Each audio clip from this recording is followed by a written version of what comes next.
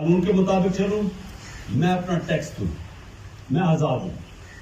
کوئی پولیس والا آپ کو پکڑ کے رات کے آپ کے گھر کے اندر گھس کے آپ کے گھر نہیں توڑیں گے، آپ کو اٹھا کے نہیں لے جائیں گے، کسی کی ضرورت نہیں.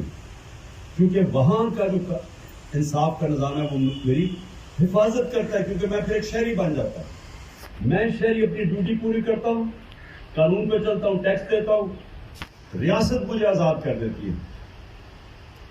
یہی مدینہ کی ریاست میں نبی صلی اللہ علیہ وسلم نے کیا. انہوں نے انسانوں کو آزاد کر دیا، کیونکہ وہی عرب تھے، حیثیت ہی ان کی کوئی نہیں تھی. دو سپر پاورز ایک دونوں طرف تھی، پرشین ایمپائر اور رومن ایمپائر. یہ تو تاریخ کا حصہ ہے نا. تو دو سپر پاورز میں جو لوگ جن کی حیثیت ہی چھوٹے قبیلوں میں بٹے ہوئے تھے، وہ دنیا کی تاریخ کا سب سے بڑا معجزہ کیا ہے؟ تو کوئی دنیا کی تاریخ میں اس کی مثال نہیں. یہ ڈیٹس یاد رکھ لو، کیونکہ تاریخ کی اندر لکھی ہوئی ہے ڈیٹس. 625 جنگ بدر، 313 لڑنے والے. 11 سال کے بعد 636 یارموک کی جنگ ہوتی ہے، اور رومن ایمپائر ان کے سامنے گھٹنے ٹیک دیتا ہے خالد بن ولید کے سامنے. 35,000 مسلمان ہوتے ہیں، وہ 1 لاکھ فوج ہوتے ہیں. اور اس سے اگلے سال پرشین ایمپائر گھٹنے ٹیک دیتا ہے، وہ گر جاتا ہے قدسیہ میں. یہ ہسٹوریکل فیکٹ ہے. تو کیا ہوا تھا؟ وہی لوگ تھے، دنیا کے سب بڑے عظیم لیڈر نے ان کو آزاد کر دیا انصاف دے کے. اور اندرونی آزادی آ گئی لا الہ الا اللہ سے کہ کوئی نہیں ہے خدا سوا اللہ کا. یہ انسان کی آزادی کا دعویٰ ہے. کیونکہ آزاد انسان ہوتے ہیں وہی پھر امامت کرتے ہیں دنیا کی. غلام تو اچھے غلام بنتے ہیں سر. اور آزادی کے اوپر اللہ نے کتنا زور ڈالا ہوا ہے کہ جو انسان اپنی آزادی کی جد و جہد میں اپنی جان کھوتا اس کا شہید کا رتبہ دے دیا. اس کو سب سے بڑا رتبہ ہے پیغمبروں کے بعد شہید کا. تو آزادی کے اوپر اللہ نے کتنا زور دیا ہے. کیوں اللہ چاہتا ہے کہ آپ آزاد ہوں؟ کیونکہ آپ اشرف المخلوقات بانی تب سکتے ہیں جب آپ آزاد ہوں.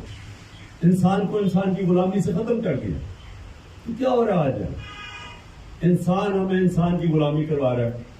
کہ تم اگر تم یہ کھڑے ہو کے یہ نہیں کہو گے کہ جی مجھے اپنی فوج سے بڑا پیار ہے اور میں 9 مئی کو بڑی مذمت کرتا ہوں اور میں اس لیے تحریک انصاف چھوڑ رہا ہوں، تو آپ آزاد نہیں ہو سکتے. آپ کے اوپر پھینٹنا پڑے گا، کیسز ہو جائیں گے، آپ کے اوپر سب کچھ ہو جائے گا، آپ کے اوپر دہشت گردی کے کیس ہو جائے گے. لیکن اگر آپ نے یہ 3 جملے کہہ دیے سب کچھ معاف ہو جاتا ہے.